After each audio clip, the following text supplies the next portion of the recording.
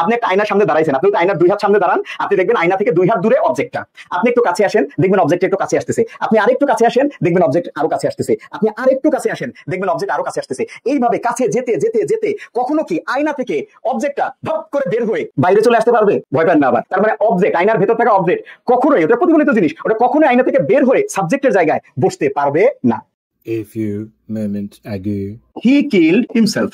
বলছে এই যে হলো হিমসেলফ হলো আমার রিফ্লেক্সিভ প্রোনাউন। কেন রিফ্লেক্সিভ প্রোনাউন? একটা জিনিস চিন্তা করেন, হি হলো আমার এই বাক্যে সাবজেক্ট, সে একটা কাজ করেছে, কাজটা কাকে কেন্দ্র করে করেছে? মানে অবজেক্টকে, অবজেক্ট হলো হিমসেলফ। এখন হি হলো আমার এই বাক্যে সাবজেক্ট আর হিম হলো আমার এই বাক্যে অবজেক্ট। এই সাবজেক্ট এবং অবজেক্ট একই ব্যক্তি, সাবজেক্ট এবং অবজেক্ট একই ব্যক্তি। তাহলে সাবজেক্ট আর অবজেক্ট একই ব্যক্তি বা বস্তু হলে, বস্তু হতে পারে, একই ব্যক্তি বা বস্তু হলে অবজেক্টের জায়গায় রিফ্লেক্সিভ প্রোনাউন বসে। মনে রাখবেন এই রিফ্লেক্সিভ প্রোনাউন কখনো সাবজেক্টের জায়গায় বসতে পারবে না। কেন পারবে না? আমি আপনাদেরকে ছোট্ট একটা উদাহরণ দেই। এইটা ধরেন একটা আয়না, এইখানে একটা মানুষ আছে, মানুষটা খুব একটা ভালো আঁকানো হবে না, আপনি ভাই এটা নিয়ে মাইন্ড করেন না, এটা একটা মানুষ, আপনি এটা মাইনে নেন, এটা একটা মানুষ। এই মানুষটা আয়নার সামনে দাঁড়াইছে, আয়নার ভেতরে কি দেখা যাবে? প্রতিফলন দেখা যাবে। তাহলে আমরা বলতে পারবো যে আয়নার মধ্যে হুবহু এই রকমের একটা মানুষ দেখা যাবে। আপনি মানেন বা না মানেন, এটা একটা মানুষ। তাহলে আয়নার মধ্যে হুবহু একই রকমের একটা মানুষ দেখা যাবে। তাহলে এই যে আপনি প্রথমে যে লোকটাকে দেখলেন, ওকে বলে কি? মূল লোক, তাই না? সাবজেক্ট। যে দাঁড়াইছে, যে কাজটা করছে, সে কি? সাবজেক্ট। আর আয়নার ভেতরে আপনি যাকে দেখতেছেন সে কি? প্রতিফলন না? এই প্রতিফলনটাকে কি বলে বলেন? অবজেক্ট। এই প্রতিফলনটাকে কি বলে বলেন? অবজেক্ট। এইবার আমাকে বলেন তো, এই আয়নার ভেতর থেকে অবজেক্টটা বের হয়ে কোনো বাইরে আসতে পারবে? আপনি একটা আয়নার সামনে দাঁড়াইছেন, আপনি আয়নার দুই হাত সামনে দাঁড়ান, আপনি দেখবেন আয়না থেকে দুই হাত দূরে অবজেক্টটা। আপনি একটু কাছে আসেন, দেখবেন অবজেক্ট একটু কাছে আসতেছে। আপনি আরেকটু কাছে আসেন, দেখবেন অবজেক্ট আরো কাছে আসতেছে। আপনি আরেকটু কাছে আসেন, দেখবেন অবজেক্ট আরো কাছে আসতেছে। এইভাবে কাছে যেতে যেতে যেতে কখনো কি আয়না থেকে অবজেক্টটা ধপ করে বের হয়ে বাইরে চলে আসতে পারবে?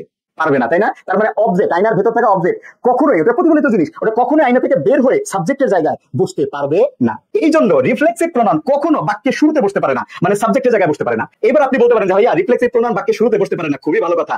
কিন্তু আমি যদি আয়নার কাছে যাই, যেতে যেতে যেতে একেবারে আয়নাটার সাথে যদি আমার নাকটা মুখটা মিশিয়ে দেই, তাহলে তো অবজেক্ট আর আমার চেহারা একেবারে মিশে যাবে। তাহলে কি ভাইয়া এই যে রিফ্লেক্সিভ প্রোনাউন, এটা কাছে আসতে আসতে আসতে আসতে কখনো সাবজেক্টের সাথে করে মিশে বসতে পারে? উত্তর হলো পারে। এই রিফ্লেক্সিভ প্রোনাউন আসতে আসতে আসতে আসতে সাবজেক্টের একেবারে কাছে চলে আসতে পারে। তখন কিভাবে বাক্যটা লেখা যায়? তখন লিখতে হয় he himself killed.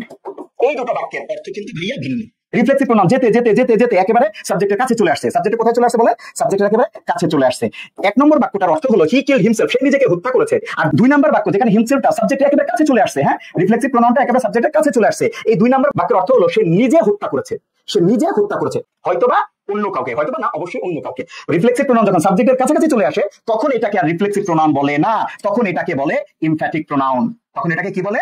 Emphatic pronoun. কারণ তখন বাক্যে সাবজেক্টের উপরে জোর দেওয়া বোঝায়। সাবজেক্টের উপর কি দেওয়া বোঝায়? জোর দেওয়া বোঝায়। আমরা অনেকে বলি না, আমি নিজে তোমার জন্য রান্না করেছি, I myself have cooked for you. আমি নিজে দেখছি, আই মাইসেলফ হ্যাভ উইটনেসড, আমি নিজে দেখেছি, আমি নিজে গিয়েছি, আই মাইসেলফ হ্যাভ গন দেয়ার অথবা হ্যাভ বিন দেয়ার। তার মানে যখন সাবজেক্টের উপরে জোর দেওয়ার জন্য কোনো কথা বলা হয়, আমি নিজে করছি, তোমাকে নিজেকে করতে হবে, ইউ ইয়োরসেলফ, তারা নিজেরা এটা করবে, দে দেমসেলফ, তখন জোর দেওয়ার জন্য রিফ্লেক্সিভ প্রোনাউনকে সাবজেক্টের কাছে নিয়ে আসতে হয়। এই যে কাছে নিয়ে আসলেন, এইটার নাম তখন এমফ্যাটিক প্রোনাউন।